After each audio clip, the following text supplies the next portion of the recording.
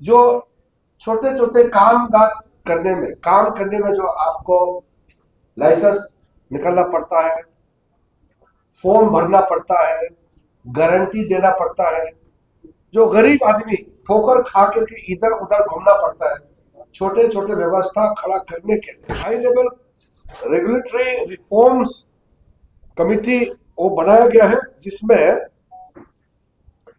जो ये सब जहां जहां दिक्कतें हैं, जहां जहां आम लोगों को ये जो परमिट निकालने में या कागज निकालने में या लोन लेने में जो दिक्कतें होते हैं, उसको आसान करने के लिए एक high level committee for regulatory reforms बनाया गया है, जिससे आम लोगों का जिंदगी में कोई दिक्कत ना आए, आराम से आप अपना कारोबार कर सके।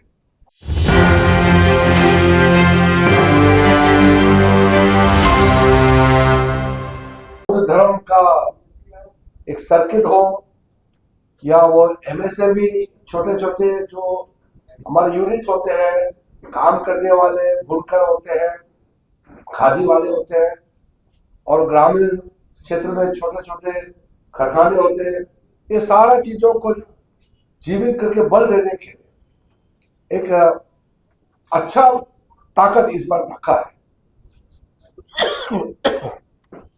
मेरा गला भी सूखा हुआ है।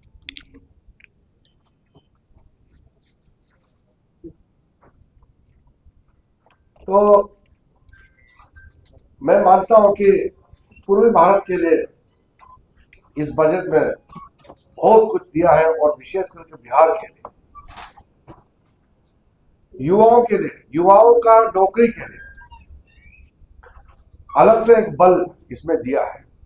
स्टार्टअप इकोसिस्टम से लेकर के ग्रामीण इलाकों में रोजगार पैदा करने के लिए जो स्कीम लॉन्च किए हैं, और बिहार में पहले जो पिछले साल का बजट में जो घोषणाएं की है, उसको बल देते हुए इस बार और तेजी से आगे ले जाने के लिए योगदान इस बजट से मिलेगा। देश में जितना जिले हैं, सब जिले में महिलाओं के लिए एक गर्ल्स हॉस्टल, ये बहुत बड़ा एक निर्णय है, सशक्तिकरण महिलाओं के लिए। तो युवाओं के लिए, महिलाओं के लिए जो इस बजट में आपको विस्तृत में मैं जानकारी इसलिए नहीं दे रहा हूं क्योंकि वो बहुत लंबा हो जाएगा। तो निर्मला सीतारमण जी का बजट में डिटेल से उसको आपको हम लोग कॉपी भी शायद दिया होगा, पार्टी कॉपी से आपको कॉपी मिल जाएगा।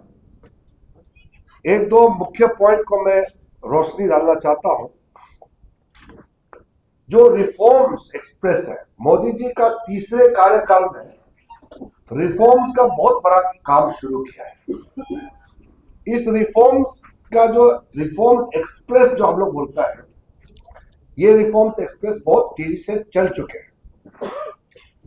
ये रिफॉर्म्स एक्सप्रेस अभी रुकने वाला नहीं है। 2047 में विकसित भारत बनाने के लिए ये जो रिफॉर्म्स एक्सप्रेस चले हैं, ये पहले दो कार्यकाल में जितना तेजी से आगे बढ़ा है, उससे कई अधिक गुना ताकत और तेज गति से ये रिफॉर्म्स एक्सप्रेस आगे चलने वाले हैं। मेन रिफॉर्म्स का मैं आपको पर्दा डालना चाहता हूं। जो छोटे छोटे काम करने में जो आपको लाइसेंस निकालना पड़ता है, फॉर्म भरना पड़ता है, गारंटी देना पड़ता है, जो गरीब आदमी ठोकर खा करके इधर उधर घूमना पड़ता है, छोटे छोटे व्यवस्था खड़ा करने के लिए ये सारा जो बोटलनेक है, प्रावधान है, उसको हटाने का निर्णय किया गया। एक high level regulatory reforms committee वो बनाया गया है, जिसमें जो ये सब जहां जहां दिक्कतें हैं, जहां जहां आम लोगों को ये जो परमिट निकालने में या कागज निकालने में या लोन लेने में जो दिक्कतें होते हैं, उसको आसान करने के लिए एक high level committee for regulatory reforms बनाया गया है जिससे आम लोगों का जिंदगी में कोई दिक्कत ना आए, आराम से आप अपना कारोबार कर सके। इसलिए ये रिफॉर्म्स का तेज गति से आगे बढ़ने के लिए निर्णय किया गया है। उसके बाद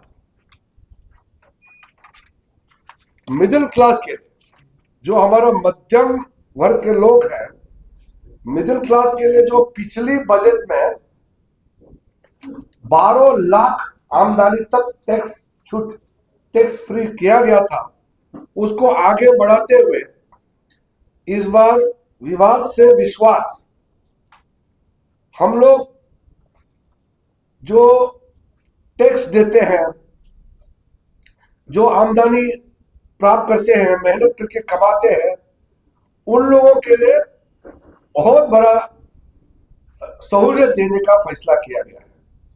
आपका TCS rate for education, medical purpose के लिए जो है रेमिटेंस पैसा वगैरह जो आप भेजते हैं, सारा वो इसको 5% से 2% इसका टैक्स रेट घटाया गया है। और जो पेशेंट्स हैं, हमारे जो बीमार वर्ग जो हो जाते हैं, उनके लिए, जैसे कैंसर जैसे खतरनाक बीमारी है, उनके लिए जो दवाई जरूरत है, उस दवाई में पूरा कटौती किया गया है, उसका इंपोर्ट ड्यूटी को कटौती किया गया है ताकि हमारे दवाई बहुत सस्ता में प्राप्त कर सके। उसके अलावा हमारा स्किलिंग के लिए युवाओं का,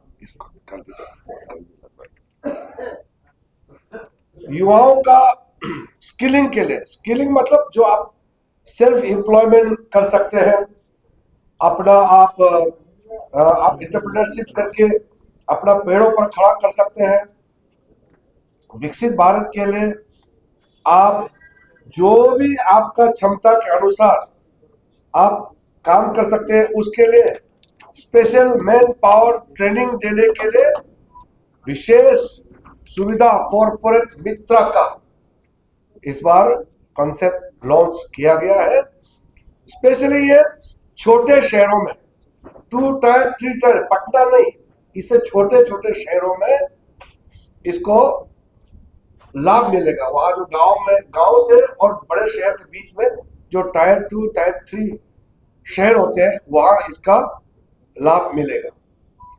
उसके बाद युवाओं को ताकत देने के लिए मोदी सरकार ने क्वालिटी एजुकेशन पर बल देते हुए बजट में नेशनल इंस्टीट्यूट ऑफ हॉस्पिटैलिटी का गठन किया गया है। इसमें होटल मैनेजमेंट, जैसे बिहार में भविष्य में टूरिज्म का बहुत संभावना है, और अपना ताकत को बढ़ाने के लिए विशेष ये हॉस्पिटैलिटी इंस्टीट्यूट जो खोला जाएगा, उसमें national council for hotel management and catering technology के नाम से ये बड़ा इंडस्ट्री डेवलप होगा, और बिहार जैसे राज्य में इसका सबसे बड़ा फायदा होगा। और यहाँ इंफ्रास्ट्रक्चर का लॉन्ग टर्म ग्रोथ के लिए आपको मालूम है 2004 से 2014 हम तो विपक्ष में रहे हैं, आखिरी बजट जब दिया था यूपीए सरकार ने, 2 लाख करोड़ इंफ्रास्ट्रक्चर के लिए उनका टोटल बजट था। आप सोचिए, आज से 11 साल पहले 2 लाख करोड़ यूपीए का बजट था, ये सड़क बनाने में, रेलवे लाइन बनाने में, बाकी जो सीधा इंफ्रास्ट्रक्चर बनाने में। अब सोचिए, इस बार लगभग 12.5 लाख करोड़ इस बार दिया गया है। मैं खुद बहुत करीब से मैंने देखा है। मैं जब चुनाव लड़ा, गाड़ी खरीद के मैं दिल्ली से 5 गाड़ी लेकर के अरुणाचल प्रदेश जा रहा था। बिहार को क्रॉस करने में 3 दिन लगा मुझे। 1991 में बनारस से गया होते हुए ये मध्य बिहार से होते हुए किशनगंज से मुझे बंगाल पहुंचना था, 3 दिन लगा उस समय। अभी आप बिहार का एक कोने से दूसरे कोने एक दिन में आराम से पहुंच सकते हैं। तो ये जो दो अटल जी ने जो एक प्रधानमंत्री ग्राम सड़क योजना चलाया था, उसके अलावा इस देश में कोई बड़ा कार्यक्रम नहीं था। आज तो ये जो 12 लाख करोड़ का जो कैपिटल एक्सपेंडिचर जो इस बार दिया है, उसका बहुत बड़ा इसका शेयर जो है वो बिहार के लिए होने वाला है। जो मैंने आपको शुरू में बताया, जो यहाँ कॉरिडोर, एक्सप्रेस हाईवे, रेलवे का कॉरिडोर, आपका राजमार्ग का कॉरिडोर, बुद्धिस्ट सर्किट, अन्य टूरिज्म सर्किट जो खोलने वाले हैं, ज्यादातर ये जो 12.5 लाख करोड़ जो लागत होगा वो पूर्वोत्तर और पूर्वी भारत में होगा, यानी कि बिहार, बंगाल, ऊपर का आंध्र प्रदेश, झारखंड और पूर्वोत्तर भारत, ये जो पूर्वी भारत में इसका सबसे ज्यादा लागत होने वाला है। तो इसलिए आज मैं पटना में आपके बीच में आया है, तो हमारे लिए, पटना के वासियों के लिए और बिहार वासियों के लिए ये बहुत खुशखबरी है। इसलिए बजट सुनने के बाद कुछ लोग भूल गया होगा, इसलिए मैं सोचा कि फिर एक बार आपके माध्यम से लोगों तक ये संदेश हम पहुंचाया जाए कि ये बजट में बिहार और हमारा पूर्वी भारत के लिए कितना बड़ा कदम उठाया गया है। उसके बाद में इस बार एक नया कॉन्सेप्ट लेके आया है बजट में। पहले हम लोग बोलते थे बड़ा शहर ग्रोथ इंजन होता है, जैसे पटना, बनारस, लखनऊ, कलकत्ता या मुंबई, चेन्नई वगैरह। इस बार के बजट में जो बीच वाला है, 10 लाख 20 लाख बीच का जो जनसंख्या वाला शहर है, टायर 2, टायर 3, इन शहरों को विकसित भारत का ग्रोथ इंजन बनाने का फैसला किया गया है।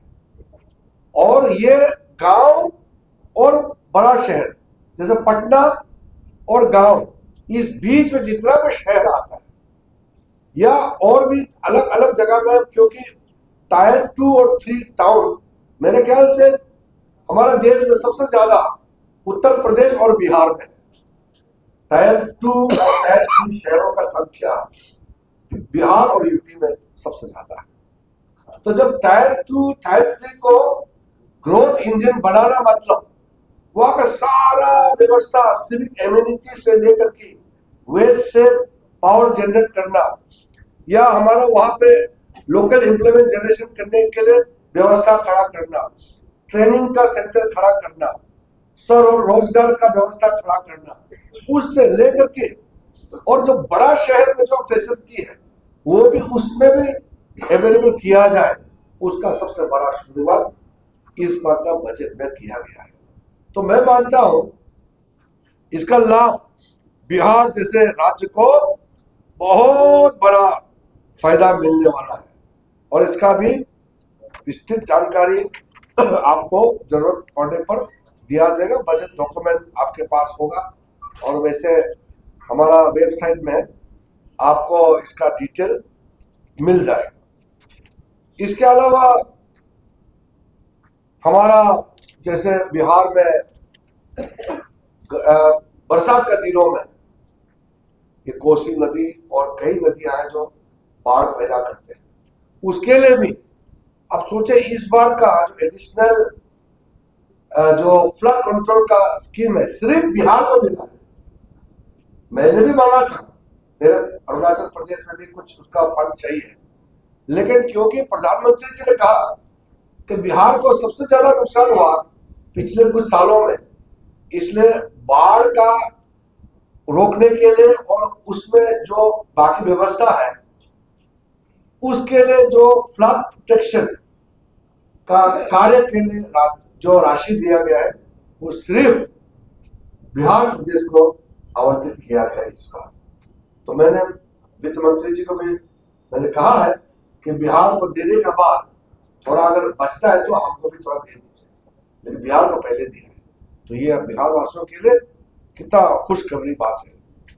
इसके अलावा मेरे पास बहुत पॉइंट टू पॉइंट है, लेकिन मैंने जैसे शुरू में कहा, मैंने मार्क जो किया था पूरा आपको बताऊं, लेकिन एक एक गिनती करने में, क्योंकि बजट 84 मिनट का बजट था, तो मैंने सोचा कि संक्षेप में कुछ पॉइंट, और विशेष करके हमारे पूर्वी भारत के लिए जो जरूरत है उसको बताऊं। फिर आपसे एक दो सवाल है वो मैं सुनूंगा, क्योंकि आप जवाब चाहेंगे, इसलिए मैंने सोचा कि संक्षेप में बोलूंगा।